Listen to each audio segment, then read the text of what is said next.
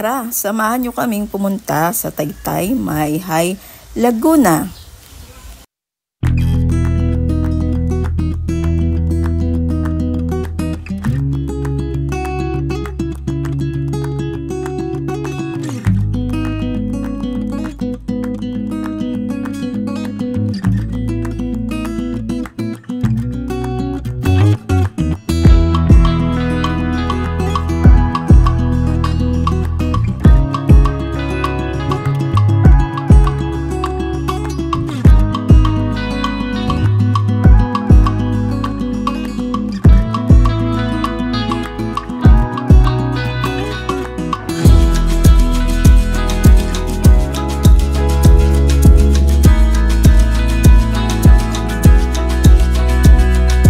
Bumiyahe na nga kami mula Bay Laguna hanggang Mayhay Laguna.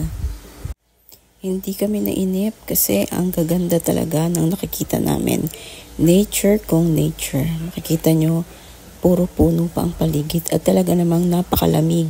Hindi nila nararanasan ang El Nino sa lugar na to. Pagdating namin sa lugar, nagbayad lang kami ng 50 pesos each for environmental fee. Libre ang mga bata at libre din ang parking. Pumasok lang kayo sa pinakaloob na loob. Kasi may nakita kami doon na pay parking. Pero merong libre talaga sa loob. Bawal din magdala ng mga babasaging bote kasi bawal na bawal daw sa loob. Pero hindi naman bawal magdala ng mga kutsilyo. Bawal din magkalat pero syempre as a courtesy na rin sa kalikasan since libre naman nating nagagamit, magdala na rin tayo ng mga lalagyan natin ng basura at huwag na tayong magkalat ng basura pa sa lugar.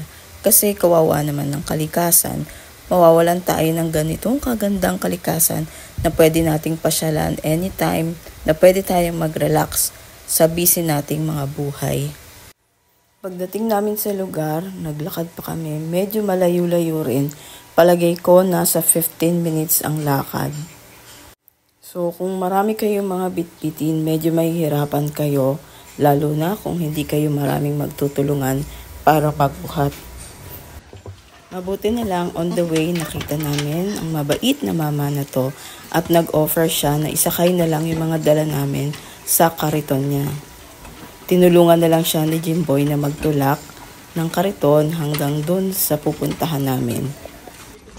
11 AM na kami nakarating sa Taytay Falls at pagdating namin, napakarami na agad na tao. Totoo nga yung sinabi sa TikTok, para siyang tao na may kaunting ilog. Pero ganun pa man, nag-enjoy talaga kami kasi kahit napakaraming tao, napakalinis pa rin ng tubig at napakalamig pa rin. So pagdating, nag-set up na nga kami ng table namin. Kita nyo, ayun o, ang daming laman ng table namin. Nag-relax kami agad at kumain ng mga dala-dala namin. Yung mga kabataang kasama namin, ayan, hindi na napigil, nagtampisaw na agad kahit hindi pa kumakain.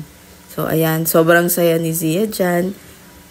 Parang hindi sila nagiginaw, parang hindi nalalamigan sa tubig. Pero ang totoo, sobrang lamig ng tubig.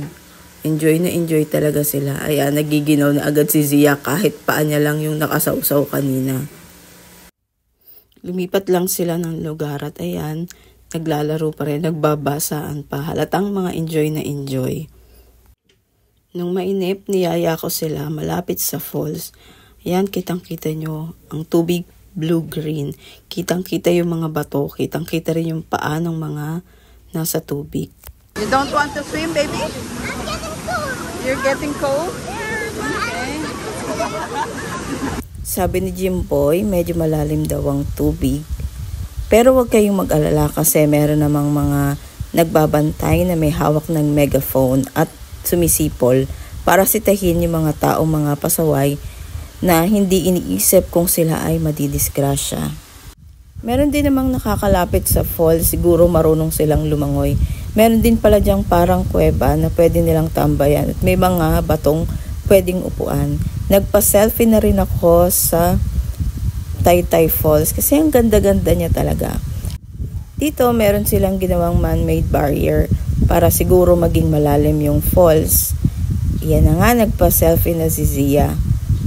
Kanina pa pala ako pinipilit ni Zia pumunta sa lugar na to kasi dito umaagos yung tubig na nanggagaling sa falls. Dito tinatanong ko si Zia kung nag-e-enjoy ba siya o kung masaya siya dito sa travel namin.